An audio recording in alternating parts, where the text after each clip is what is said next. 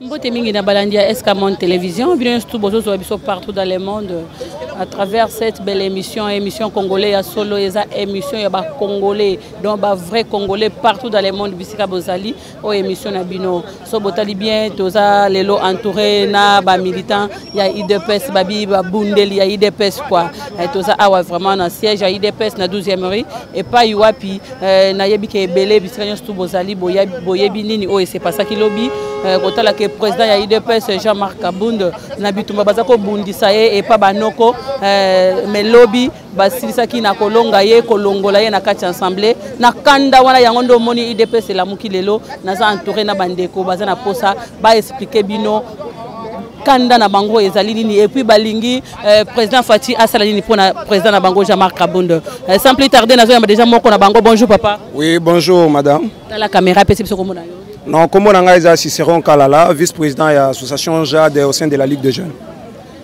Papa Kalala, Tokutio, awa, Tokutio, mon côté, boza déjà ébélé parce que ça fait longtemps que les marais sous boité. Ni les télévisions ne lelo, mukolo lelo. Oui, que toté marais sous té, Kolandi la Marambo, président de la Bila qui pour 20 personnes pour la Maramba coronavirus.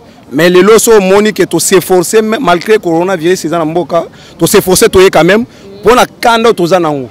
Viba marambo ezo legana na kacha mboka ozomona ke il y a un clic de gens au bavandi wana pour la remonter ba stratégie mabe contre mboka na biso. Mais ceux qui mutu moko ayena ba idée bien ko loba ke non pas ça, il faut que bango ba bima ebele ba sangela mutu wana pe ba longola yi. Soit ba kanga yo, soit ba créer ba marambo moko boy. Jean-Marc Kabund a levé le marambo à 7 millions pour par rapport au congrès. Mais ezali kamoko tous en coalition. Parce que ba dérapage ezala vraiment tout partout. Même dans la FCC, même dans la ECACH, la place où tu vas problème. Mais c'est quelque chose que tu vas vendre en tant que nos familles. Toi, solo là, tout à l'heure, tu vas avancer. Mais ce sont des hypocrites. Tu vas vendre pour monter des problèmes, pour créer des problèmes. Tu vas pour des bananes pour présent. Pour réussir le mandat. Mais tu vas vraiment ton ennemi. Par rapport à nous, président Jean-Marc Kabund Azawana. Moutou a une pétition à Moutou. Balobaki liboso d'abord les agents Jacques Mamba. Moutou d'abord il y a MLC. Mais comment Moutou a MLC a une pétition à déposer? Mais vous êtes majoritaire au Parlement. Comment opposition baza minoritaire bazo ya rocha pétition na bango en plus bino boza wana parce que tant que toza na coalition toza ne tokomi famille moko. Moutou problème ko la biso d'abord na chambre na bango ne bazali wana. Baza ba président. Il fallait que baza na solidarité. Na kati na bango. Mais exacté. Ce que les acteurs ont dit, bête noire il faut pas créer là problème. C'est pourquoi ils sont au monde. Parce que Jean-Marc le Jean-Marc, ce n'est pas parce qu'il est président à l'Assemblée vice-président de l'Assemblée nationale. Jean-Marc le parce qu'à l'État, à côté de Etienne Tshisekedi Tshilombo a payé ça et puis l'enseignement politique. Puis Jean-Marc le Jean-Marc a couvert politiquement. Jean-Marc a retiré la députée dans le Parlement pour défendre toujours le peuple. Mais Bisso et l'autre, c'est d'abord, moi je fais 6. C'est une bonne chose. Le roi Bango Bandi premier pas. Déjà, Balaxi Bissot, Babandi, Bissot de Scoto, ça va pas de malamoko, Bango Baché pas moko, Bissot de Bessa parce que premièrement, tu vas bandana Bango par poursuite judiciaire. Bazala ba sale dossier, Bango nyon sur tout, FCC mobile. Donc, soit tu vas Kanga, Bango nyon sur tout, pas bon que ça en prison, Bango ta nyon sur tout. En plus, coalition peut couper. Moutia IDPS, soit les messages dans l'ancien IDPS. Nabaka, n'a besoin sur IDPS. Mouto, Romega, Rosa Moutou Moussou. Que non, IDPS a remplacé, Moutou, IDPS a remplacé Kabund Gouna. Tokoye banana bino na Moutongo. Parce que Roko Manechi Biboza va complice na Marambo. Place où on est à la vide, soit qui FCC, bah c'est peli ko Chamoutou na Bango. Oh Bango bah c'est peli. Bah Chamoutou na Bango. Donc boté qui va droit na bino or que Boza parti au pouvoir. Toza parti au pouvoir mais toza majorité na parlementaire. Toza mukano na kanda ou bien bo. Et dans la candidature. Marambo e bandi lelo te madame. Marambo e bandi lelo te. Marambo e bandi banda kala. Biso toza combattante. Yo bino to kemi fort na 10e mao. Bakangi lelo kutu muto Orlando la zate famille kutu azolela ba e batikio ozo continuer kaka mais li toi les actes que lelo pour tout monde le peuple congolais bande souffrir. Comment to lité to nyoko mi na moko c'était pour que non peuple congolais se retrouve. Mais tozo mona na propre pouvoir na biso ba to tchaka munoko to lobaka boy peuple ozo continuer à souffrir sous magasi ko le kutu na tango kala. Mais ce sont des choses to koni matin. Lelo soki toza lelo na niveau tozali parce que ngai na après ngai nazala content na Kabund te par rapport à makamna bango ya ba FCC ba nilo nazala na content te mais na muzwa kata ko lebelango te mais lelo soko ka se pesa mi boye makambo e faut kufa Donc la cohabitation, à quoi sert maintenant la coalition? La coalition c'était pour l'intérêt des peuples congolais, au nom de la paix. Mais paix en pesant. Pourquoi continuer avec les hypocrites? C'est comme si la coalition était IDPS parce que selon Maloba ya Mama Mabundu du journal lobby Zaki na posa batanga ko tukomba coalition na kati assemblée té alobaki awa tozo sala musala tozo posa coalition té mais bino bozo kaka coalition botsa liboso bozo diembela na sima nango bien za pouvoir biso d'abord coalition ana biso d'abord tinganga ngote bato ba sollicita ngo eza beaucoup bango bato kabila ozo comprendre biso to ko vanda na présidence mais to ko contrôler bango justice est indépendant. On se comprend. Mon nommé surtout les président de la République, ou les magistrat suprême et garant de la nation, des bons fonctionnements des institutions de l'État. On se comprend. Biso ya zawana, ba magistrat ba musala. Moi j'aurais souhaité que non, président kuta otoka tamagambo coalition oyo. Président a la justice, a travailler la justice c'est tout. Nous devons pas ce ministère parce que la majorité dans ministère baza ebele. Pourquoi? C'est de même aussi que tu as peut-être tu as une habitation. À ta base majorité de ministre na bangwana. Ba travailler bongo, mais justice est dans la bango. O yibi bakangio. Biso beto tigali toujours respecter la bataille parce que le problème c'est quoi? Attention zo no non, ceux qui présentent tigali cohabitation, coalition boy non, cohabitation to ndimi en parce que vous avez une expérience politique que tu reçois les sous. Vous comprenez? Parce que on y a des conséquences, c'est préparé que tu as une coalition na FCC. Yo so mwana molili na lumière ba vendre sikamo. C'est ça qui cause les problèmes maintenant. Ils sont dans l'IDPS, ils sont dans l'IDPS. Tolongo banda kuna biso bana mike poto ko talito IDPS oyi ba finga biso ba voyou ba bandi be romble mo bongo oza comprendre kolanda papa na kati mo bate kolanda doléance ya ba collègue ya Jean-Marc Abundu o bazaki ko se plaindre na ngolo bi na assemblée moko na bango tango bazako loba ma kozo maloba ezaki ke donc ba député ya IDPS en général même yemoko Jean-Marc Abundu ba respectaka ba collègue na bangote parce que bango baza batu ya fati bango baza bakolo pouvoir baza na bazo mona batu nyonso surtout baza na se baza posa banyata baninga na bango nyonso lokwa bakayas nde balobaka ke balokana ke so bazu pouvoir bakonyata et ba kize sous Jean-Marc Abundu que non même na assemblée ya linga kolongola munyere te alakisa biso nini so nyonso to wana reprocher bino IDPS ne loko nini et puis ezola kisa bino par rapport ya maloba nyonso o ebimaki lobi na minoko ya ba collègue député ya Jean-Marc Tolandaki bango meza soni parce que le respect est réciproque. Muto akoki ko banda ko respecter muninga tango yo zo respecter ngati. Un vrai combattant IDPS sikanyo swazali ba omone par rapport à esprit. Combattant IDPS za munoko te hein. Oyaka bonga za combattant IDPS non to examiner yo. Bato betama ba CPA. Ba cho film bena zo CPA IDPS. Ba cho film lobi yo mwana ba ozongi lisusu na base. Te dio aza esprit. On aza vrai combattant. Ba betio lobi me lobi ozongi lisusu.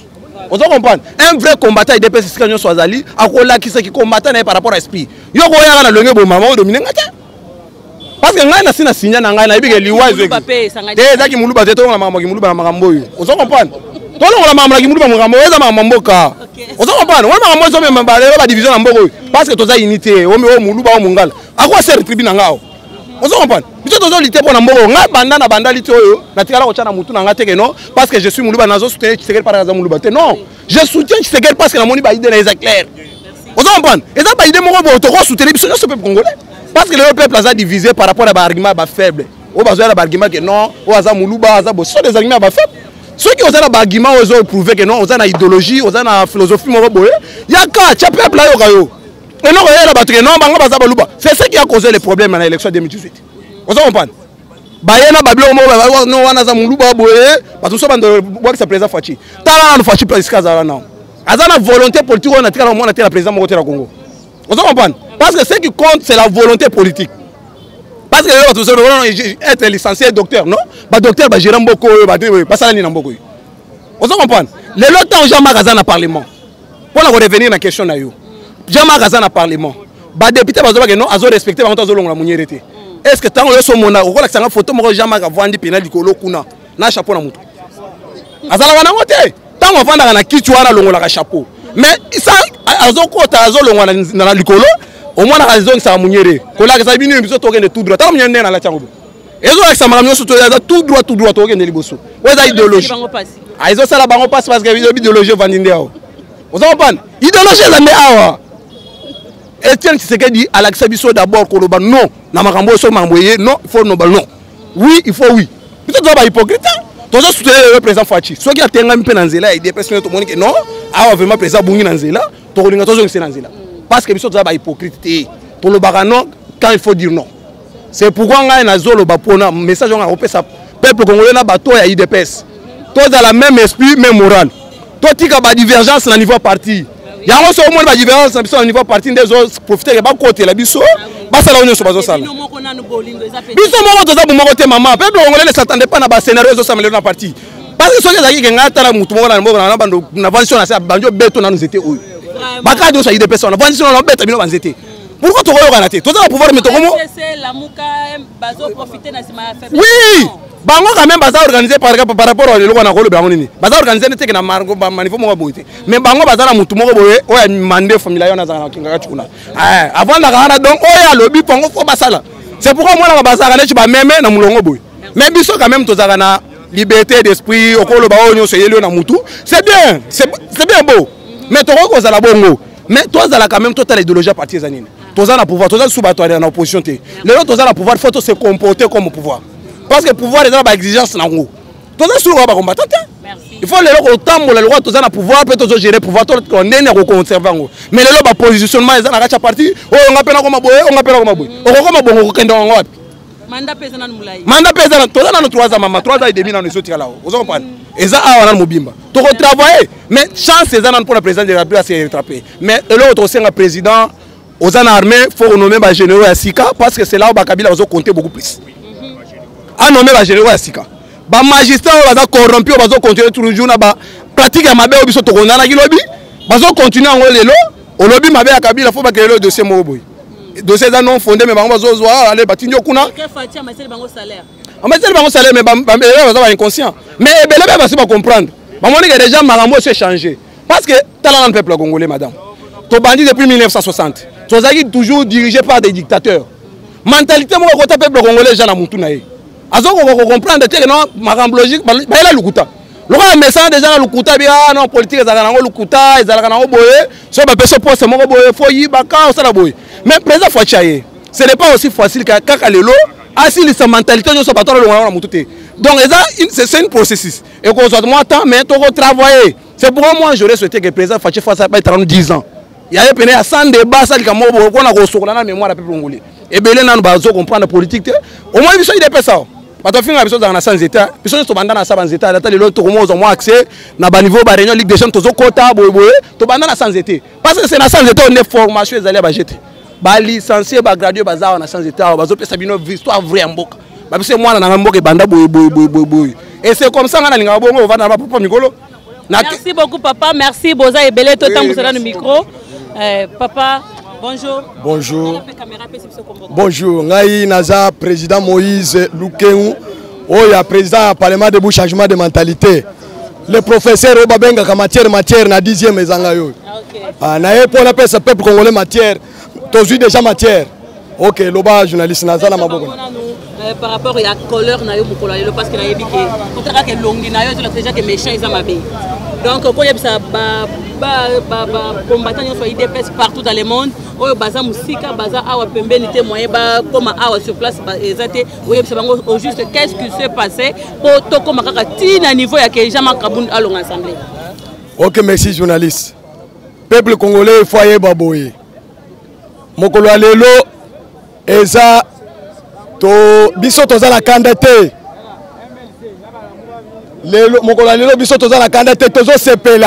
C'est la victoire du peuple, la volonté du peuple. FCC,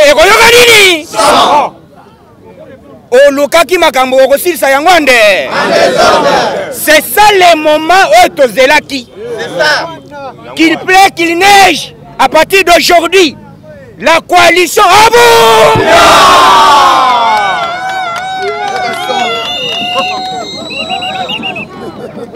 À partir d'aujourd'hui, je demande à tous les combattants partout où vous vous retrouvez. C'est ça le moment où nous devons nous débarrasser avec cette histoire de coalition FCCK. À partir d'aujourd'hui, tous les combattants, vigilance, Tobandi Siko, Boria Kokatsa Bango, Fleuve Nanine. Basala Nini, Bazokati Samai na Makolo. Comment Bino Boko comprendre? Oui, effectivement. soki Kabunda salaki mabe mais ndenge nini FCC la muka bango nyonso basangani bloc moko contre Kabunda toza pe na coalition balinga baloba te to privilégié coalition non mutu bavise za Faci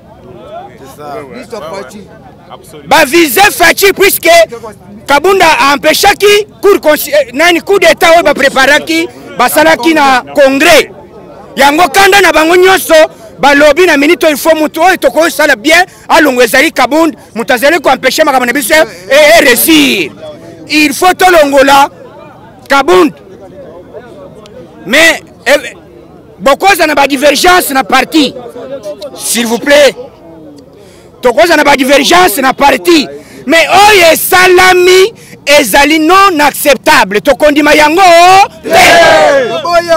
lelo tozozela seja koloba mais eloko ya liboso lokola base na minute oyo toyebisi président à l'immédiat à dissoudre Assemblée nationale na Sénat à l'immédiat et puis tokobanda baction ya opération toyebini opération toyebini malgré écoutez malgré maladie ezali mais tokozala na ba désinfectant na biso tokozala na ba kachine tokozala musala à partir d'aujourd'hui mais jamais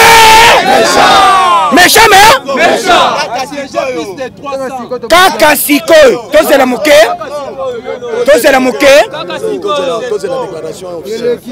moke lokola oyo basali batuni de pesinde ezalaka ndenge nini oyo basali c'est la haute trahison balakisi déjà que biso na bango tokokende liboso te balingi baempêche Faci na pouvoir na ye à travers Kabunda bino bolobi toza na bino na coalition bino bato bavotaki Kabunda na coalition ntango bolongoli Kabunda cela veut dire coalition abu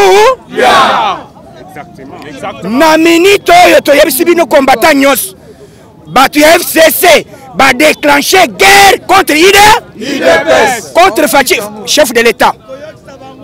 Et à partir d'aujourd'hui, biso tozo sala lumbe mwete mukolo nyonso bango bakosiege na assemblée biso no bango nzoto na nini na tuni bino nzoto na lokola ba voter na butu lokola ba voter na butu babanga kibiso mais tozo yebisa bango boy lokola balongoli Kabunda bango ba siégete mukolo bango bazo siéger biso na bango toko siéger ande dissolution tozo Kadena Gaillard les combattants à partir d'aujourd'hui tosomba Kadena avant que chef de l'État a intervenir biso ba base toko somba Kadena tokanga assemblée na toko sala mbutu merci beaucoup merci.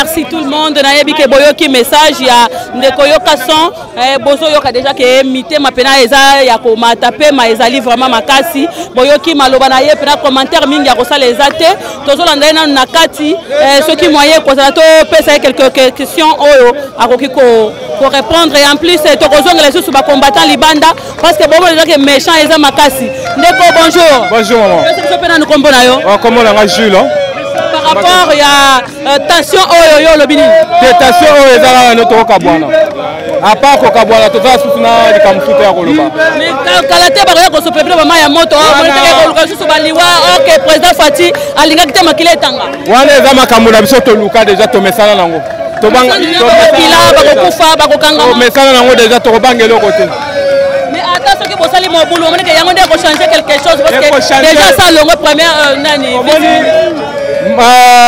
vice-président na kati assemblée c'est pas longolé déjà. Ouais, madame la journaliste, le moko na koyebisa yo parti na biso za ba démocrate. Biso toza ba démocrate, toza na droit d'expression. Toza te toza la kinga kati totie mulongo tozo nguma melaka kabila lokola nani te. Awa mutu na mutu aza na droit na ye. Alors tango bango ba luki ko simba moto ba mona biso kala mingi te. Merci beaucoup. Merci tozo na nous ambiance kuna. Tozo ya papa.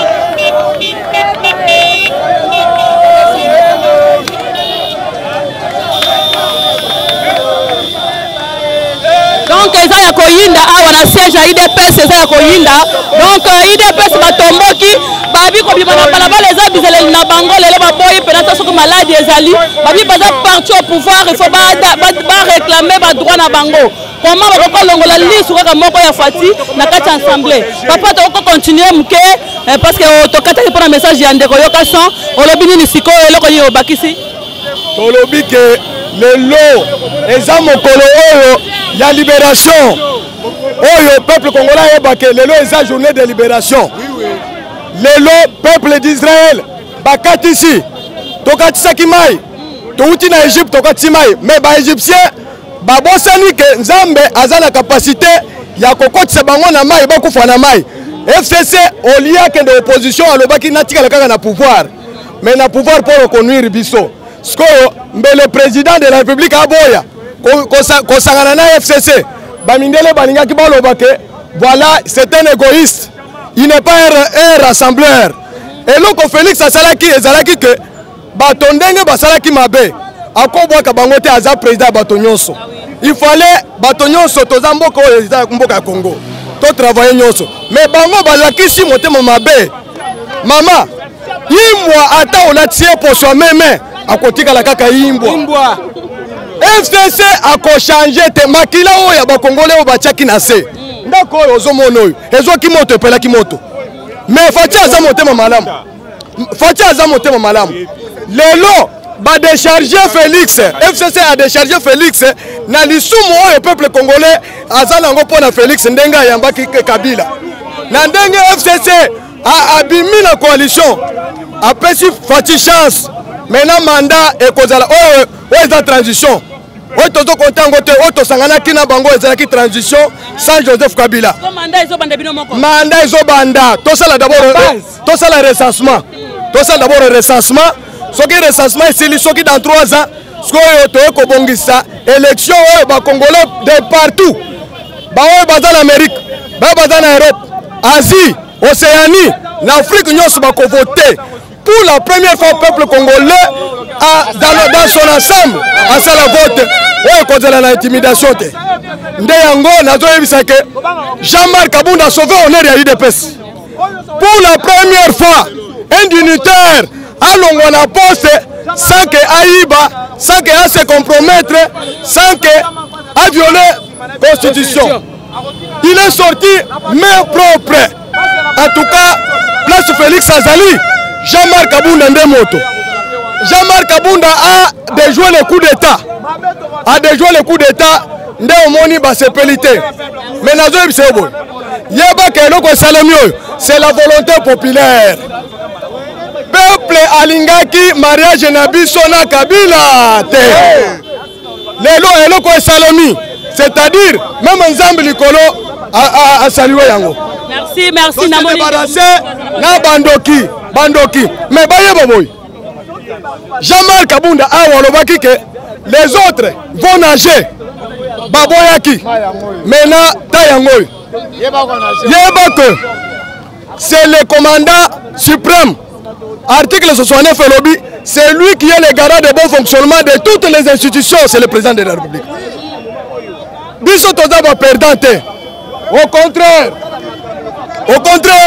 FCC n'a qu'à perdre. Parce que la Constitution est petit président de la République et ceux qui ont commis na niveau que aux la majorité au nommé informateur. A nommé informateur, majorité Kobimba, kaka na assemblée majorité Kobimba, ata ba dissoudre le parlement majorité Zobimba. Nde yango tozolobake peuple congolais dans son ensemble azala uni autour du chef de l'État.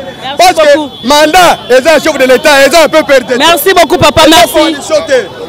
Merci Ndeko. Il y a un adage oyo baloba en quelque sorte le malheur est bon. Malheur comme libiso des fois toko yoka passe mais apona ko sauver mboga na biso. Soko zolia nandoki zala na ba fourchette ya milai. To sangana ki na bandoki croyant que babongoli mitema. Zoka nde na butu balia kaka batu. Kabunda amoni que peuple congolais azo souffrir. Ba individu balimbali ya mbongo a dénoncer yango parce que biso tolobaki toko dénoncer mabe nyos tango toko zala na pouvoir. a dénoncé batu bakei na groupe na bango ba monike muto alingi tolia lisusu ndenge tolia kwana te yango mane komeli biso boye Félix na bonne volonté na ye alobaka nini na boyi ko finer dans le passé lelo batindi po finer ce dans le passé na bato bakufaka toza na bato bakufaka ba mususu batikala ba veuve ba orphelin batu bana batanga te pona ba papa na bango bakufa mais tozo yebisa Kabila abongama déjà akofuta masumu nyonso asala peuple congolais tobosanaka soki tokanisi bato bakufa na pouvoir ya Kabila o Kabila boma Kabila toyebite so tokotia yo wapi. Merci beaucoup tozwa nanu ambiance ngondenge ezali. Oui papa, il y a un mot à dire. Oui. C'est un micro na biso la caméra. Tongi to bagaka boye. Est-ce que Mouta se défend la vérité? Bozo obligé bolongolai. Mouta préfère sa peuple congolais vérité. Le bino moment et bino saka na boyi bakambongo, boyi bakaka mbongo. Mouta la bi vérité, tala ba conséquence. Tala ba conséquence sur ya siko. Bato baza sima ya Kabila. Est-ce que bon la souci à famille la bino? Pour Kabila so ko sabino, pour ça déjà moweyi. Aza Mouta déjà sacrifié vie na bongo bino bana bino.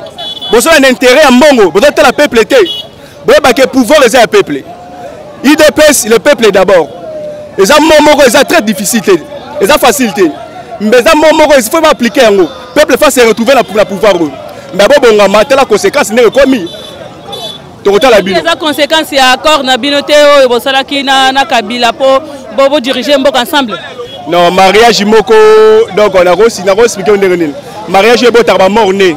Les faux mariage. Le lonné. Et ça milité mariage en ezanga ba parenté. Wana mariage to bana mutu azanga famille. Azanga papa te azanga maman te.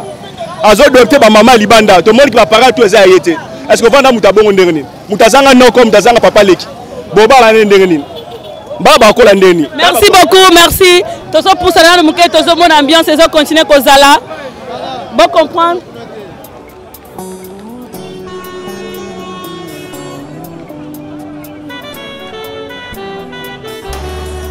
Nazalaki mosika na yo kasi yo Nzambe oyebaki ngai makoli esatu eyebisi ngai ete yolobaki ete okobenga libota oyo eyebanaki te yawe olobaki ete okobenga libota oyo eyebanaki te lelo yo ekomi libota ekomi mopagano akomi lelo yo ekomi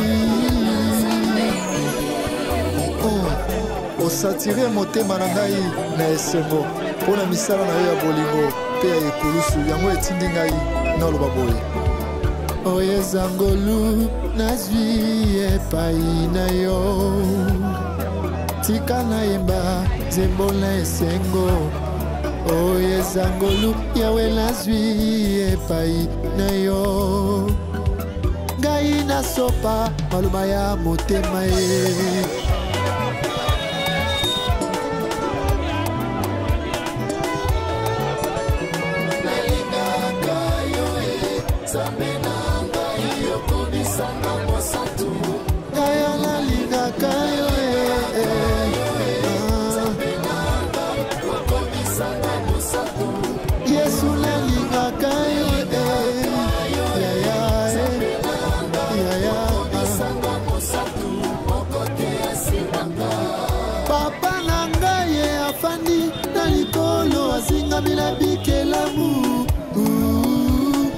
les quatre êtres vivants bakoloba ozali mosantu yawe kuna les 24 vieillards bakobwaka bitole na bango na makolo na yo bakoyebaka obongi na lokumu na nkembo awayoalalelaki amonaki moko te akokaki kofongola buku na bomoi moko na ba Escamonde, Elengi, Escamonde, Elengi, Escamonde,